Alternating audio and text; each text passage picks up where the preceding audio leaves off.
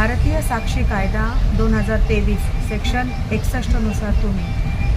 तुमच्या कुठल्याही केस संदर्भामध्ये तुमच्या रेकॉर्डिंग्स असतील, तुमचे मेसेजेस वगैरे असतील किंवा एखादा टेक्नॉलॉजी स्तरावर जर तुम्ही कुठला पुरावा एक रेकॉर्ड केला असेल तर तो रेकॉर्ड तुम्ही केलेला पुरावा हा तुमच्या केससाठी तुम्हाला न्याय मिळवण्यासाठी तुम्ही माननीय न्यायालयात तो वापरू शकता। अशा प्रकारचा कायदा हा 2023ला भारतीय साक्ष पुरावा म्हणून